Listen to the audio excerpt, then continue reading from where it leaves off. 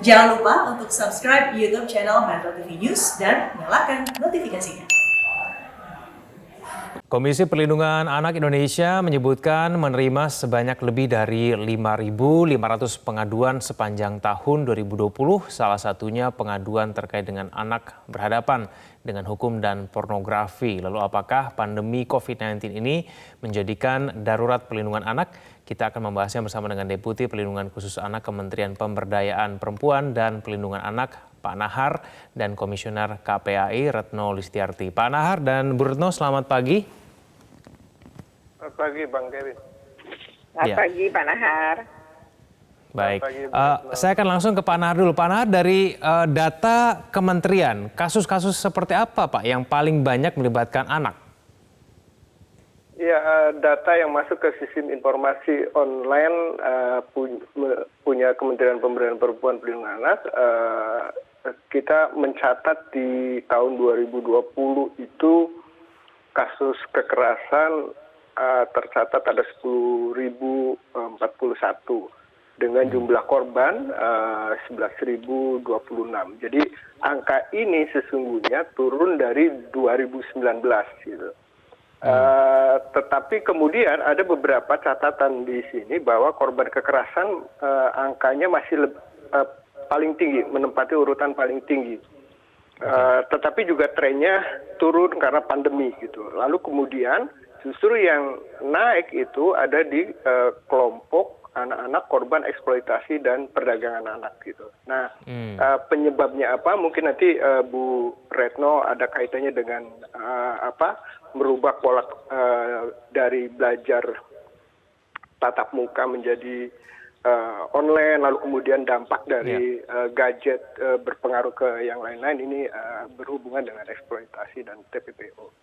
Baik, Bu Retno, eksploitasi anak paling tinggi, menurut Anda secara singkat begitu ya, keadaan perlindungan anak kita pada saat ini seperti apa sih Bu? Apakah ada perkembangan? Ya, kalau merujuk pada data ya, tadi Pak Nahar sudah sebutkan gitu, tapi memang kalau menggunakan online itu memang terjadi peningkatan Mas ya, karena kan anak-anak nih yang awalnya tidak punya gadget pun terpaksa diberikan gadget gitu oleh orang tuanya yang awalnya mungkin tidak akan memberikan kepada anak gitu pada usia itu gitu ya. Dan ini anak-anak juga ketika belajar dari rumah segala hal aktivitas, komunikasi dan lain-lain itu semua berangkat dari gadgetnya gitu ya. Jadi akhirnya dia berada dari rumah kemudian menggunakan itu, dan beberapa kasus yang ditangani itu anak-anak ini memang korban kekerasan di rumah. Misalnya baik itu dilakukan mungkin oleh orang tua, oleh pengasuhnya, oleh misalnya kakek, nenek atau mungkin saudara sendiri. Nah, ketika dia melakukan mengalami kekerasan, itu dia curhatnya tidak kepada guru BK misalnya, tetapi di media sosialnya.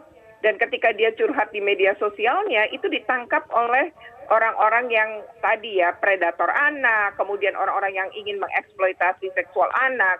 Lalu mereka mendekati tukaran nomor gitu ya, biasanya bertukar nomor, intens melakukan komunikasi, baru kemudian nanti masuk ke grup tertentu atau kemudian kopi darat. Nah, saat kopi darat inilah beberapa anak ya, misalnya yang kasus Gem Pramuka juga kan mengalami penculikan ya. Jadi sebenarnya dia tahunya mau ketemuan, tapi setelah itu dia dibawa pergi dan kemudian dieksploitasi secara seksual. Itu yang jadi di masa pandemi ini justru memang membuat potensi perlindungan anak semakin turun ya Bu ya, karena kan semua orang termasuk anak-anak gitu lebih menggunakan gadget di masa pandemi ini. Iya, betul sekali. Dan itu juga pengawasan orang tua kemudian menjadi kurang ya. Dan memang selalu ini pihak yang mengajak ini ya, yang kenalan dari media sosial, yang nggak pernah ketemu darat ini, ketika mengajak pertemuan, itu selalu bilang nggak boleh ngomong ke pihak lain gitu. Jadi jangan cerita ke siapapun, termasuk keluarganya. Nah, ini yang kemudian pelacakan menjadi sangat sulit. Polisi kan beberapa melakukan pelacakan dari laporan keluarga itu dengan menjebol ya sebenarnya akun media sosial anak-anak ini sehingga ditemukanlah percakapan tadi. Baik, Pak Nahar, dengan penggunaan gadget yang semakin tinggi di masa pandemi, perlindungan anak berpotensi semakin rendah begitu. Ini bagaimana dari kementerian menyikapi mengenai ini? bukan, kalau saya sih melihatnya tidak rendah ya. Upayanya terus dilakukan, hanya memang polanya yang kita rubah. Misalnya ketika belum pandemi itu pola pencegahan dan penanganannya itu masih kita bisa maksimalkan secara offline, tetapi begitu pandemi tentu kita merubah upaya-upaya itu menjadi menyesuaikan dengan kondisi di mana kita juga harus mengutamakan protokol kesehatan, lalu kemudian memastikan bahwa semua orang khususnya anak-anak ini terlindungi dari COVID-19. Jadi dari sisi angkanya itu tetap stabil. Hanya tadi ada perubahan-perubahan tren di mana misalnya di kasus-kasus tertentu itu justru naik gitu. Di kasus kekerasan misalnya fisik, psikis, seksual meskipun naik, tapi dilihat dari tren tahun sebelumnya itu turun. Tetapi begitu kasus eksploitasi dan perdagangan anak justru meningkat gitu. Ini dibuktikan dengan beberapa kasus misalnya di Jakarta, di Pontianak, di beberapa tempat ya, termasuk yang terakhir adalah yang tadi di Kepri dan di Mojokerto gitu. Tapi masalahnya di mana sih Pak Nahar? Apakah karena memang penggunaan gadget tidak disertai dengan pendidikan yang baik begitu kepada anak, ataupun misalnya mungkin orang tua yang tidak betul-betul paham begitu mengenai aturannya, atau seperti apa sebetulnya Pak Nahar? Ya, banyak hal yang menjadi penyebabnya. Ini bukan semata-mata karena gadget. Sebut saja misalnya ada persoalan di dalam keluarga, di pola asuh, kondisi ekonomi keluarga juga berpengaruh gitu. Lalu kemudian kesulitan dalam keluarga, misalnya ada beberapa kasus itu menjadikan anak keluar untuk mendapatkan sesuatu dengan cara-cara akhirnya dengan cara-cara yang tidak baik gitu.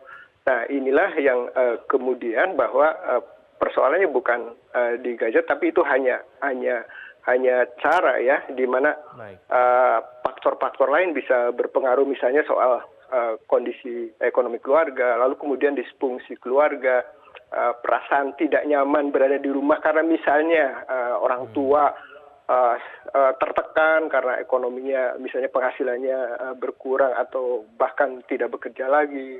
Lalu kemudian juga ada yang kelompok-kelompok sebaya itu mengajak dan menjanjikan sesuatu yang mungkin itu menjadi daya tarik untuk bisa dicoba. Baik, Pak Nahar dan juga Bu Retno, kita akan lanjutkan dulu kita di segmen selanjutnya. Pemirsa jangan kemana-mana, kami akan kembali. Kembali bersama kami di Metro Pagi Prime Time. Saya kembali ke Ibu Retno. Bu Retno, lalu kemudian solusinya seperti apa? Kalau permasalahannya itu tidak hanya mengenai persoalan gadget, tapi kemudian lebih kompleks begitu ya. Ini solusinya seperti apa, Bu Retno? Ya, saya sepakat dengan Pak Nahar ya, bahwa memang tidak melulu karena gadget ini kan sebagai sarana ya, tapi memang dia membuka pintu gitu, menjadi sarana utama dalam upaya anak-anak itu terhubung dengan dunia luar gitu ya. Nah yang perlu dilakukan sebenarnya pertama untuk anak-anak yang ini anak-anak rentan ya mendapatkan eksploitasi semacam ini gitu ya. Jadi bagi sekolah pun harusnya ini punya peran. Jadi memang kami beberapa waktu yang lalu ketika rapat koordinasi dengan sekolah ya, dengan beberapa perwakilan sekolah, kami berharap untuk sekolah itu kami dorong melakukan itu ya, apa sih istilahnya itu, membuka bimbingan konseling. Jadi guru-guru bimbingan konseling ini lebih aktif kepada anak-anak selama mereka berada dari sekolah. Termasuk bagaimana kemudian melakukan misalnya Zoom meeting dengan ratusan murid untuk mengundang gitu ya narasumber yang bisa membuat anak-anak ini sadar bahwa bahaya gitu, bahwa media sosial ini, dan bahaya bahwa kalau tanpa pengawasan bahwa ini membahayakan mereka. Jadi bagaikan memberikan pisau yang tajam kepada seorang anak itu seperti memberikan gadget tadi gitu. Jadi kalau kita lengah, anak itu bisa terluka, sama halnya tadi. Jadi anak-anak ini perlu disadarkan, orang tuanya juga perlu diedukasi menurut kami. Jadi jangan sampai lengah. Kemudian yang kedua adalah guru BK ini berperan aktif. Misalnya bagi anak-anak yang punya masalah pribadi di rumah yang menjadi korban kekerasan ataupun hal lain gitu ya, itu curhatnya ke guru BK. Dan bagaimana kemudian pelayanan BK pun dibuka oleh pihak sekolah. Misalnya dari sisi sekolah Yang kedua dari sisi orang tua ini harus diedukasi bahwa membahayakan betul membiarkan anak-anak bermain gadget tanpa kita itu melakukan pengawasan dan aturan main. Jadi memang aturan main ini untuk penting. Jadi itu yang membuat kita kemudian bisa komunikasi dengan anak, kemudian membangun edukasi juga kepada anak-anak bahwa gadgetnya itu bisa membahayakan dirinya kalau penggunaannya tadi ya tidak terkontrol, termasuk jangan memberikan nomor HP ya kepada pihak yang kita tidak kenal atau hanya dikenal melalui media sosial, karena ini menjadi pintu ya bagi anak-anak ini yang kemudian menjadi korban gitu ya, rentan menjadi korban. Jadi kami lebih melihat bagaimana perlindungan anak itu dilakukan secara bersama memang. Bu Retno, tapi kalau kekerasan itu terjadi di rumah sendiri, ini bagaimana kemudian bisa memberikan pemahaman maupun perlindungan kepada anak dari orang tuanya sendiri? Ya, ini kan sebenarnya orang tua itu juga dalam posisi tadi yang Pak Nahar sudah sebutkan, yaitu sulit secara ekonomi, kemudian bisa berpengaruh terhadap psikologinya. Nah, itu sebenarnya sekolah bisa menghadirkan ya, untuk beberapa sekolah, karena masa pandemi mereka menggunakan Zoom gitu ya, untuk memberikan juga edukasi kepada orang tua untuk tidak melakukan kekerasan, bahwa anak-anak kita juga mengalami masalah psikologi gitu, lama berada di rumah, yang sebenarnya mereka harusnya punya hak bermain, bersosialisasi, berekspresi, dan lain itu menjadi hanya bisa dilakukan dari rumah dengan kondisi terbatas. Nah, oleh karena itu penting memang sekolah sebagai pihak luar menghadirkan narasumber yang mumpuni di bidang itu, sehingga orang tua ini tersadarkan gitu bahwa kekerasan bahwa anaknya juga dalam kondisi psikologi yang lebih berat sebenarnya gitu ya. Nah, ini bagaimana orang tua punya kesabaran, melindungi anak-anak. Nah, itu bisa dilakukan juga di situ. Jadi memang peran dunia sekolah, peran lembaga sekolah ini ya terhadap bagaimana mempengaruhi orang tua itu juga penting selain anak-anaknya. Baik, saya ke Pak Nahar. Pak Nahar, peran dari kementerian seperti apa? Apakah mungkin perlu dilakukan hal-hal yang lebih teknis begitu ya, untuk memberikan perlindungan kepada anak? Apakah mungkin itu membuka hotline ataupun hal-hal seperti itu yang mungkin bisa memberikan perlindungan lebih maksimal gitu, supaya kemudian kementerian ataupun negara betul-betul hadir untuk memberikan perlindungan kepada anak, Pak Nahar? Ya, tentu berbagai peraturan perundang-undangan sudah menegaskan ya, memberikan kewenangan juga terkait dengan perlindungan anak. Nah, terkait dengan upaya-upaya yang dilakukan tentu dilakukan melalui upaya pencegahan, itu juga yang didorong oleh Pak Presiden agar itu bisa dimaksimalkan, tetapi kemudian juga upaya penyediaan layanan perlindungan khususnya itu yang harus juga sama-sama dilakukan. Nah, dalam Undang-Undang Perlindungan Anak itu ada beberapa kategori anak yang memerlukan perlindungan khusus, dan ketika kita bahas misalnya kasus Kepri dan kasus Mojokerto, lalu kemudian kita mengarah bahwa ini adalah persoalan anak korban eksploitasi, maka tentu upayanya juga sudah ditegaskan dalam undang-undang. Misalnya tentang penyebarluasan dan sosialisasi peraturan perundang-undangan, itu penyuluhan hukum sarana KIE itu juga dilakukan ya, baik oleh kementerian, oleh Kominfo dan kementerian lembaga lain yang terkait. Lalu kemudian yang lebih penting adalah apa yang dilakukan oleh Polda Kepri, Polda Jatim, ini ada kaitannya dengan penegakan hukum. Pemberian sanksi itu menjadi faktor kunci untuk penegakan hukumnya, jadi untuk pelakunya. Tetapi yang kemudian juga tidak kalah penting adalah bagaimana kita memberikan perlindungan kepada anak-anak yang terlibat dalam kasus ini. Misalnya disebutkan bahwa Mojokerto ini usia anak yang terlibat itu adalah usia SMP dan SMA. Jadi ini persoalan-persoalan juga. Menurut Anda Undang-Undang Perlindungan Anak kita sudah ideal belum sih untuk melindungi anak-anak?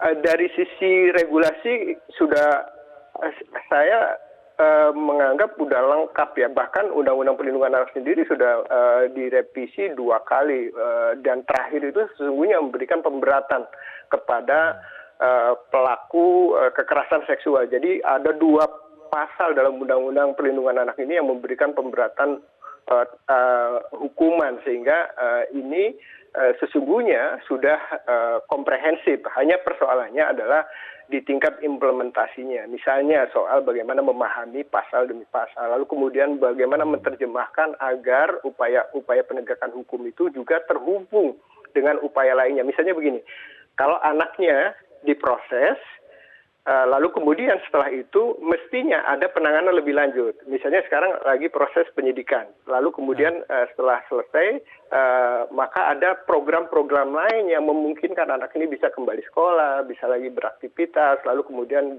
berada dalam pengasuhan keluarga yang lebih baik, tidak menjadikan atau tidak mendorong anak-anak ini kembali terlibat dalam kasus-kasus seperti ini. Gitu.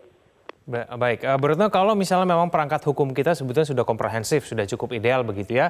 Jadi sekarang PR utama yang harus dilakukan oleh kementerian apa, Bu Retno?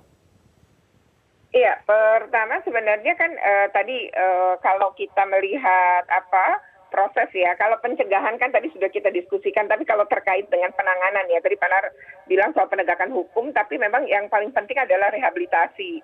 Nah, rehabilitasi ini memang menjadi problem karena banyak yang tidak selesai atau tidak tuntas. Misalnya anak-anak yang menjadi korban tadi ya, korban eksploitasi seksual ataukah korban kekerasan, itu sebenarnya kalau pada tingkat tertentu kekerasannya itu dan menimbulkan trauma gitu ya, luka tidak sekedar luka fisik gitu, itu sebenarnya membutuhkan rehabilitasi ya. Nah, ketika direhab ini memang kadang-kadang tidak tuntas dan itu menjadi problem juga ketika masalahnya adalah ekonomi kuncinya. Jadi ketika anak-anak kemudian menjadi korban tadi pelaku juga masih anak-anak gitu ya, berarti kan digunakan undang-undang sistem peradilan pidana anak, dan ketika mereka masih anak-anak ini kan ada proses SPPA dan ada hak-hak mereka dan undang-undang perlindungan anak harus dipenuhi. Nah, salah satunya rehabilitasi agar yang bersangkutan tidak mengulang kalau dia memang pelaku. Tapi untuk korban bagaimana dia bisa pulih kembali seperti sedia kala. Nah, itu tugas negara memang. Baik, Ibu Retno dan Pak Nahar, terima kasih telah bergabung bersama kami di Metro Pagi Prime Time. Selamat pagi.